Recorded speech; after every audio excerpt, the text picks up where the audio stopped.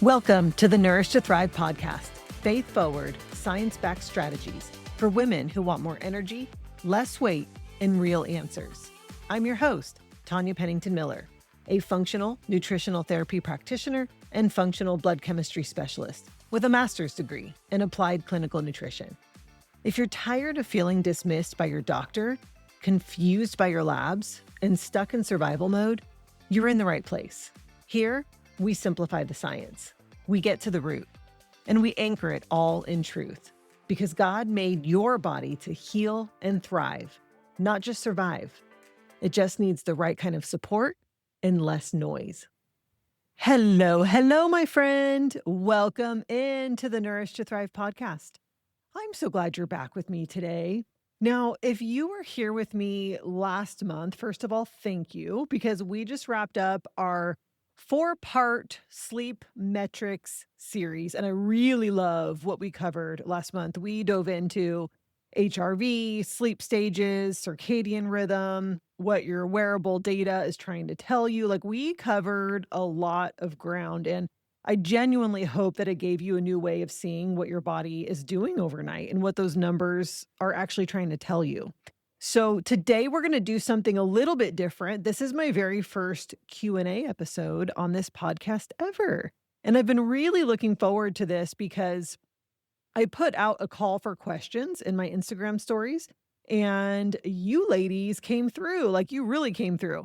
And I want you to know that I read every single question that came in. And what I'm going to bring you today are the 4 questions that I saw coming in over and over. Okay. Because when the same question keeps coming in from so many of you, it tells me that so many more women who aren't even writing into me have the same question. Now, if you don't get your question answered today, feel free to send in your question again for a chance at having it answered on a future Q&A episode. Okay. So let's dive in to our first question. Question number 1, do you believe in peptides? What do you think about Ozempic and all of these weight loss medications? Okay, I actually love this question and I want to give you a real answer here, but I'm also going to tell you this.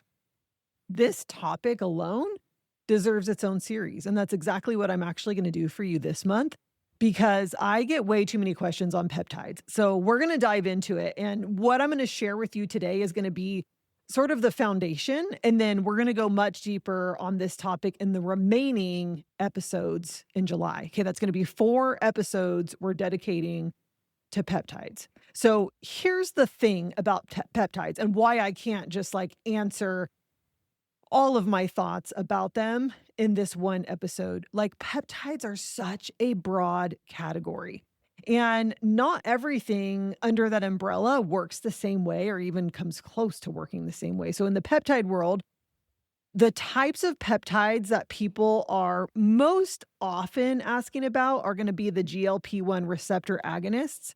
And those are going to be medications like semaglutide, which you probably know as Ozempic or Wegovy. There's also an oral version called Rybelsus. Then there's liraglutide, which is Victoza or Saxenda, and tirzepatide, which is Mounjaro or Zepbound. Okay, now tirzepatide is a dual agonist. So this means that it targets both GLP-1 and GIP receptors. Okay, this is what makes it kind of a step beyond like straight semaglutide. And then there's also retatrutide. Now, this one is really gaining popularity right now. This is a triple agonist.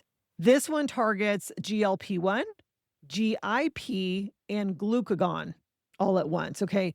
This one is actually still in phase 3 trials, and it's not yet FDA approved like the other ones, but I personally know quite a few people who are already on it, okay, through research only access. And this is very much, I think, an important conversation to have. So let me just give you a quick lay of the land on what these actually are, because I want to make sure you know what it is that you're dealing with when you hear these terms. So GLP-1 stands for glucagon-like peptide 1. And it's actually a hormone that your gut naturally produces when you eat. And its job is to signal to your brain that, hey, you're full now, slow down, and how quickly food leaves your stomach. Okay. It also helps to trigger insulin to manage your blood sugar. Now, GLP-1 receptor agonists work by mimicking that hormone, but at much, much higher concentrations. Okay. And for a lot longer than your body would naturally produce it on its own. Okay. And then tirzepatide, I mentioned, has GIP on top of that. And that amplifies how your body responds to insulin. Okay. And then retatrutide also adds glucagon on top of that, which has its own separate effect on how your body burns and stores fat. So I am going to go much deeper on all of these in the series this month. So just hold on to that foundation for now, because there is so much more to say. Okay. Now, let's talk microdosing for a second, because if you've heard anything about peptides, I am positive you've heard about microdosing, okay? Because there's been a lot of buzz around this topic. And microdosing basically means taking amounts lower than the approved dosing, okay? Usually to reduce side effects or to save on cost, because this stuff is pretty expensive. The formal clinical evidence for effectiveness at those very small doses isn't very robust yet, and so I want to be honest about that, but I also want to be honest that I personally know people who are microdosing and they're getting really good results. So this is an area where the anecdotal experience and the published research haven't caught up to each other yet. Okay. And again, we're going to get into more of that this month. So here's my honest position on the GLP-1 class specifically, because again, I think that is the hottest topic right now. I'm not going to stand on a hill and say that these are wrong for everyone, because I've seen situations where someone needed a tool to gain some traction and these medications provided that.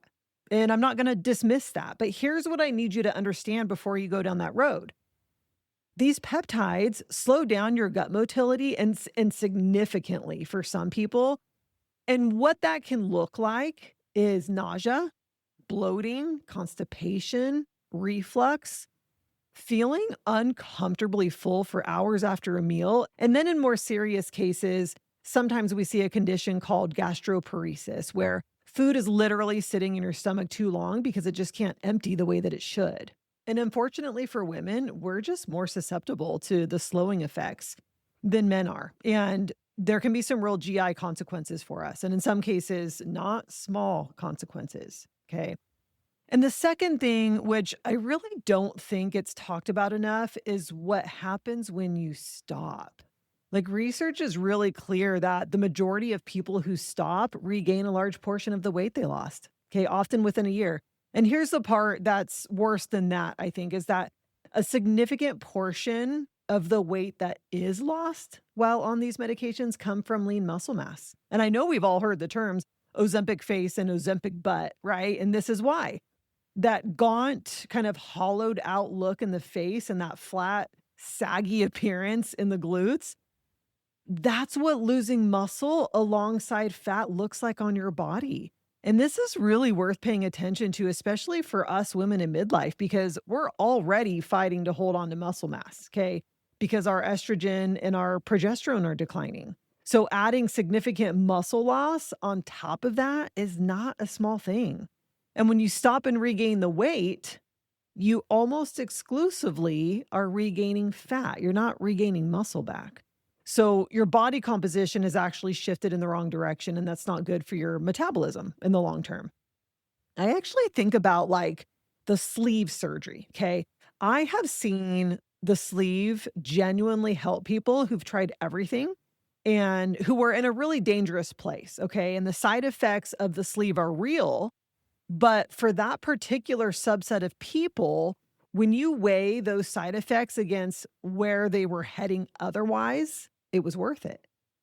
But that does not mean that the sleeve is right for everyone, right? And it doesn't mean that I would recommend it broadly, but I understand why it exists and I understand why some people need it.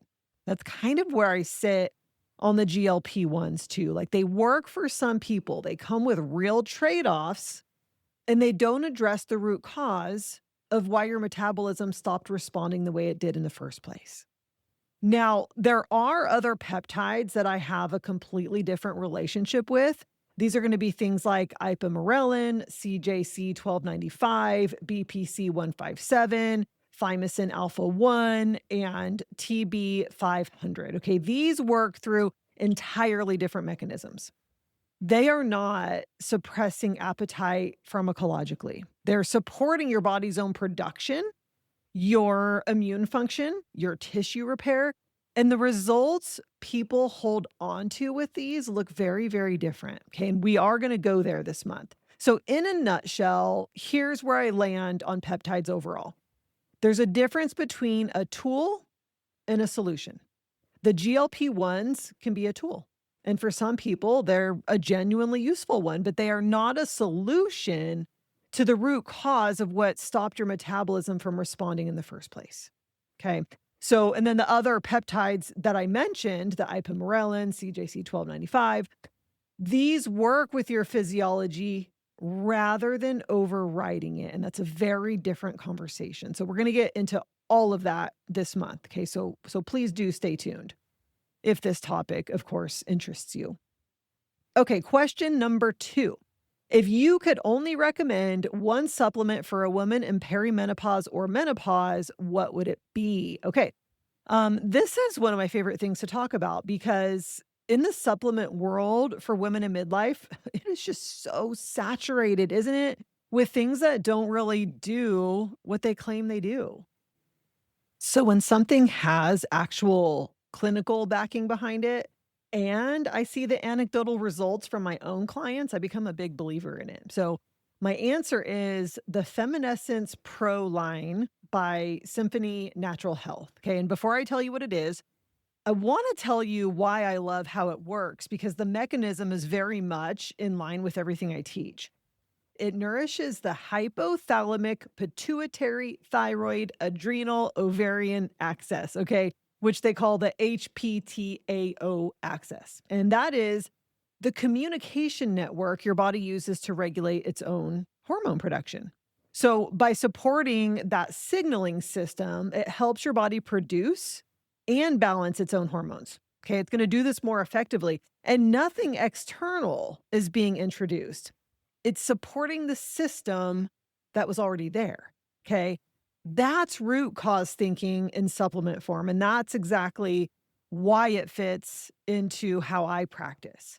So the active ingredient is called Maca Go, and it's a specific, concentrated, certified organic formula of maca. And I want to be clear that this is not the generic maca root powder that you pick up at a health food store, because there are actually 13 different phenotypes of maca, and they each have a different biochemical effect. Feminescence uses specific phenotype ratios depending on what stage of life a woman is in. And that's exactly how the product line is structured. So we have Feminescence Pro Harmony. This is going to be for the woman who isn't in perimenopause yet, but is starting to feel her hormones shifting. So things like cycle irregularity or PMS getting worse. And this one supports hormone balance upstream of the transition. So this might be for the woman who's like around 35. Okay. Then we have Feminescence Pro Peri, and this is for the woman who's in perimenopause. And clinical trials showed a 72 to 84% success rate in reducing perimenopausal symptoms. And that includes measurable improvements in both estradiol and progesterone. Okay. And then we have Feminescence Pro Post, and this is for women who've already transitioned through menopause. Okay. And the clinical data there showed an 84% success rate in symptom reduction. And after 4 months in the trials, women also showed improvements in bone density and lipid profiles. Like, that's not a small thing. And one more thing I want to say about this is the clinical trials for this product were conducted on these actual products. Okay. On real women in the stage of life each version was made for, because most supplement companies, they just borrow research from studies done on isolated ingredients in completely different contexts. And Feminescence has their own published placebo-controlled data. Like, this is pretty rare in this space, and it's a big part of why I trust it. So, and I have to mention this because it really is one of those things that it just never gets old to me, is how many women I've seen have their hot flashes significantly improve or go away entirely just by incorporating this supplement. So, without adding hormones, without a prescription, just giving the body the support it needed to regulate itself. I mean, it really speaks for itself. So, I will leave a link in the show notes to all three versions so that you can find the right one for you. And then this link will also get you 10% off of your order. And if you have any questions about which version is a right fit for you, you can message me on Instagram at tanya.pennington.miller, and I'm happy to help you figure that out. I know sometimes it can be a little confusing between the harmony and the peri. Am I perimenopausal yet? Am I not? And then being very peri and postmenopausal. So feel free to reach out. Okay, question number 3. Should I be doing intermittent fasting? I keep seeing conflicting things about whether it helps or hurts hormones in perimenopause. This might be the most common question I get from women in this season of life. And the answer has some real nuance to it, but that nuance is actually where all the useful information lives. So I want to get into it. The majority of the research on intermittent fasting that gets shared in health and wellness spaces, surprise, surprise, was conducted on men, okay, or younger women who are not in a significant hormonal transition. And the reason that's important is because the hormonal environment of perimenopause changes how your body responds to fasting entirely. So here's the core of it. Fasting is a physiological stressor. It just is. It triggers a cortisol response because your body has to mobilize energy while you're not eating. And cortisol is one of the primary ways that it does that. So in a younger woman with a regulated nervous system and stable progesterone, like, that cortisol response is manageable and relatively brief.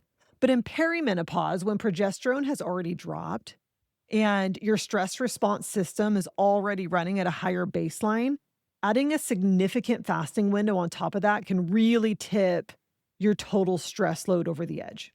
And I'm not saying fasting is bad for women in perimenopause. I'm saying fasting without the right foundation underneath is where it can go wrong. And the foundation is what most women skip because they're just so excited about the fasting part. They've seen it work for their partner, right? Like, it works so well for men and they don't even have to give it very much thought. So what does that foundation look like? It starts with blood sugar stability. And if you're waking up in the middle of the night, if you are crashing mid-afternoon, if you cannot make it from one meal to the next without your mood shifting or your focus dropping, then your blood sugar is not stable enough yet to fast. And pushing into longer fasting window in that state is going to increase your cortisol burden. Okay, it's not going to reduce it. And we just spent an entire series talking about what elevated cortisol does to your sleep architecture, okay? What it does to your HRV, how it adds to weight loss resistance, okay? So it also starts with our protein intake. And this is a huge one because a lot of women in midlife are significantly under eating on protein. And then fasting on top of that is going to accelerate muscle loss. And we just talked about why muscle mass matters so much in the season that we're in. So here's where I land on this and what I teach inside my programs through what I call my Rooted in Rhythm Primal Fasting Blueprint. For women in perimenopause and menopause, I want the fasting window to be in the evening, not in the morning. Okay, I want you eating breakfast. And if you want to compress your eating window, the way that I do that is to cut off dinner a little bit earlier. Or eat a really satisfying late lunch and let that carry you through. What I don't want you to do is skip your first meal of the day. Okay, and here's why. When you wake up and you don't eat, your body doesn't know when it's going to be fed. And that uncertainty drives a cortisol response.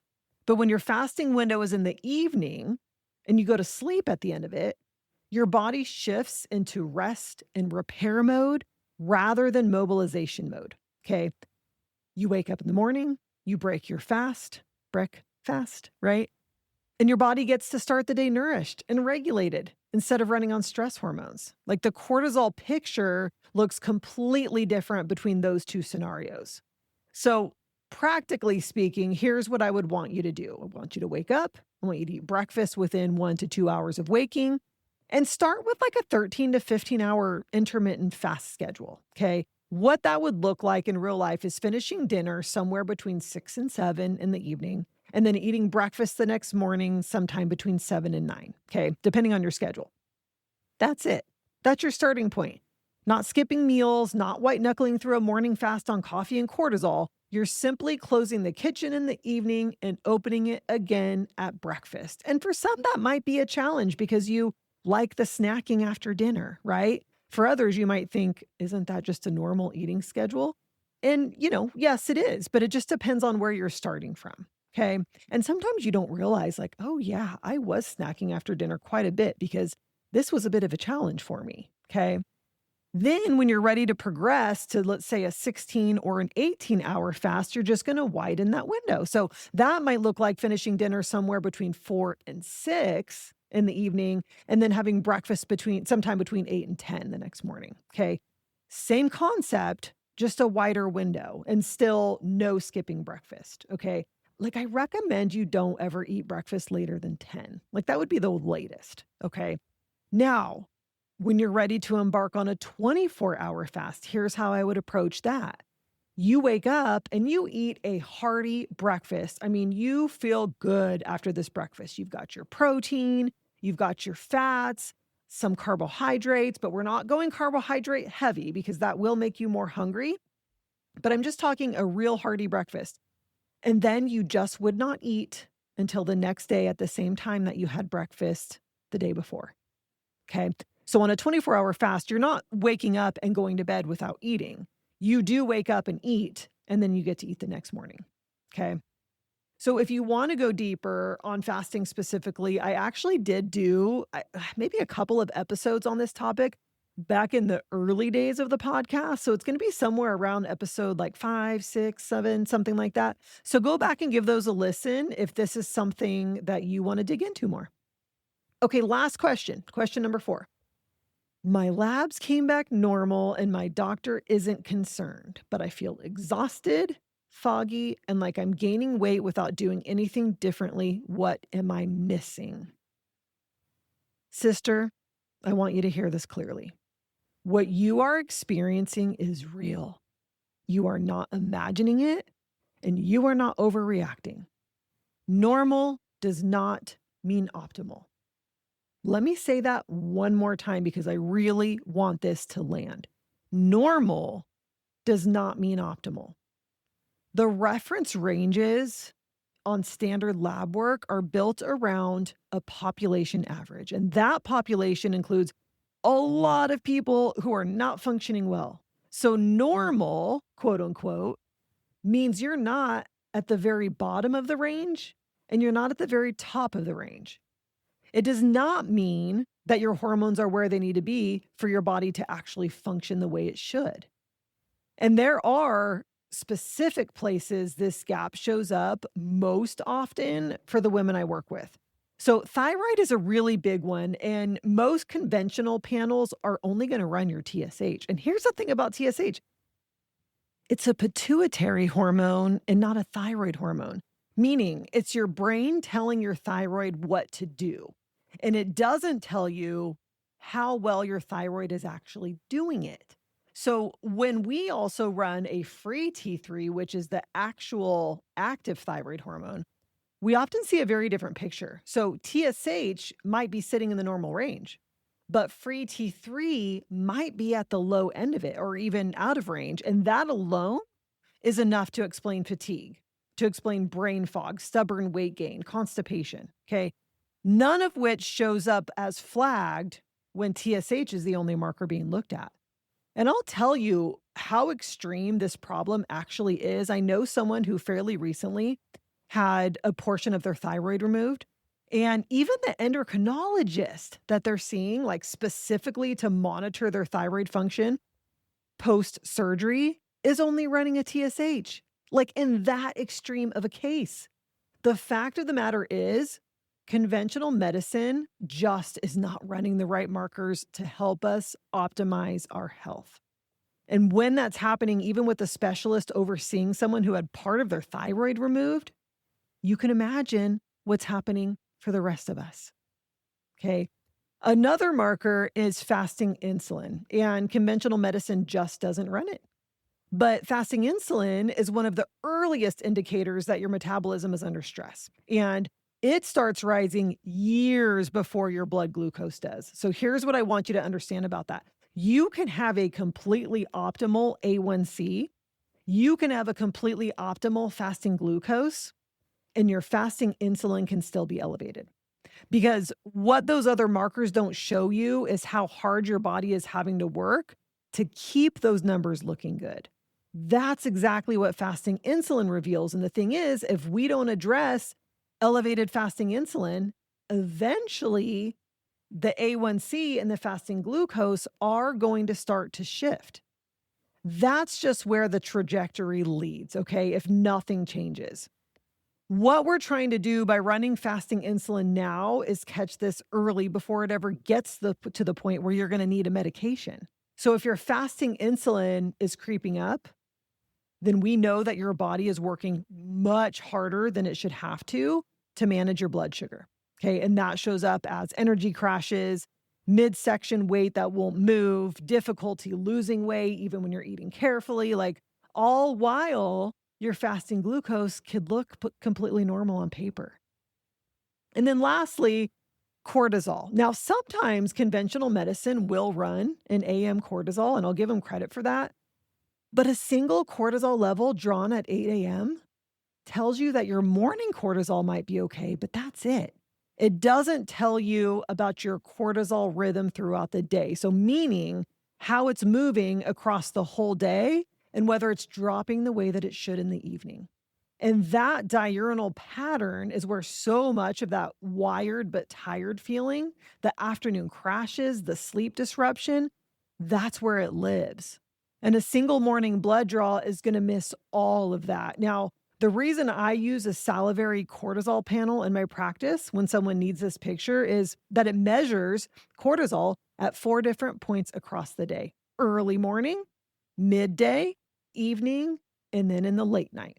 This way, we can actually see what the rhythm is doing rather than trying to draw conclusions from one snapshot in time. So if you are sitting with normal labs and you still feel terrible, you haven't gotten the full picture.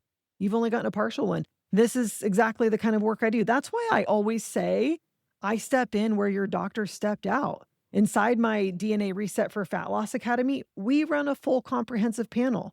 We also run DNA because your blood work tells us what's happening in your body right now in real time, but your DNA tells us why. It tells us how your body is genetically designed to process food, to respond to exercise, to handle stress, to move through its detox pathways. So together, those two things give us a complete picture that no single TSH or fasting glucose result is ever going to show you.